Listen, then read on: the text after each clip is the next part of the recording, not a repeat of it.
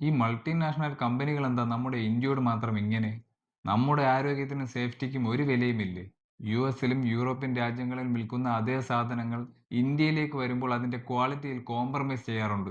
ഇങ്ങനെ ചെയ്യുന്നതിനെ ഗ്ലോബലി പറയുന്നത് ഡബിൾ സ്റ്റാൻഡേർഡ് എന്നാണ്.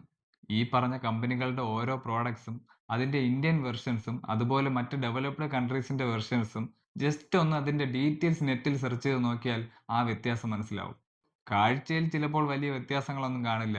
പക്ഷേ അതിനുള്ളിൽ അടങ്ങിയിട്ടുള്ള കാര്യങ്ങളിൽ ഒരുപാട് വ്യത്യാസങ്ങൾ കാണും. ആഹാര സാധനങ്ങളിലും ഇലക്ട്രോണിക്സിലും വാഹനങ്ങളിലും എല്ലാം ഇതുപോലെ പല സ്ഥലത്തായി കോംപ്രമൈസ് ചെയ്തിരിക്കുന്നതായി നമുക്കൊന്ന് പരിശോധിച്ചാൽ കാണാൻ കഴിയും.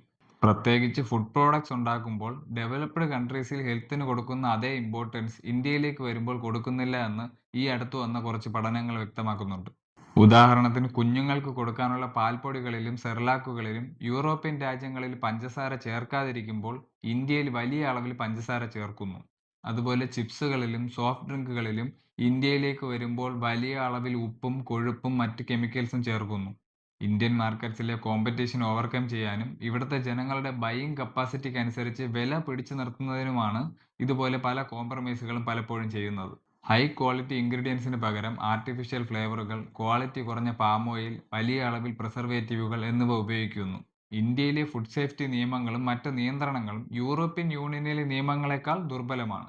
ഡെവലപ്ഡ് കൺട്രീസിൽ നിരോധിച്ചതോ അല്ലെങ്കിൽ കർശന നിയന്ത്രണമുള്ളതോ ആയ കെമിക്കൽസും പ്രിസർവേറ്റീവ്സും ഇന്ത്യയിൽ ചിലപ്പോൾ ചെറിയ രീതിയിൽ ഉപയോഗിക്കാൻ അനുവാദമുള്ളതായിരിക്കും. അപ്പോൾ അവർക്ക് നിയമപരമായി തന്നെ അത്തരം കാര്യങ്ങളെ ഇത്തരത്തിൽ ഉപയോഗിക്കാൻ സാധിക്കുന്നു.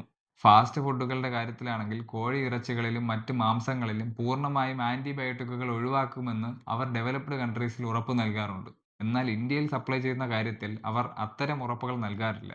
ഇത് മനുഷ്യരിൽ ആന്റിബയോട്ടിക് റെസിസ്റ്റൻസ് കൂടാൻ കാരണമാകും. ഭക്ഷണത്തിൽ മാത്രമല്ല മറ്റു മേഖലകളിലും ഈ വിവേചനമുണ്ട്. വിദേശ രാജ്യങ്ങളിൽ നിർബന്ധമായിട്ടുള്ള പല മോഡേൺ സേഫ്റ്റി ഫീച്ചറുകളും ഇന്ത്യയിൽ ഇറക്കുന്ന ബേസ് മോഡൽ കാറുകളിൽ കുറയ്ക്കുകയോ ഒഴിവാക്കുകയോ ചെയ്യാറുണ്ട്. ഇലക്ട്രോണിക്സിലും ഇങ്ങനെയൊക്കെ ചെയ്യാറുണ്ട്. സ്മാർട്ട് ഫോണുകളിൽ ചിലപ്പോൾ ഹൈ ക്വാളിറ്റി ഡിസ്പ്ലേ പാനലുകൾ നൽകാറില്ല. ബജറ്റ് ഫോണുകളിൽ ചിലപ്പോൾ ആന്റി ഹീറ്റിംഗ് ഫീച്ചറുകൾ ഒഴിവാക്കാറുണ്ട്. അതുപോലെ ചിലപ്പോൾ ക്യാമറ ലെൻസിലും ഡിഫറൻസ് വന്നേക്കാം. ലാഭം പരമാവധിയാക്കുക.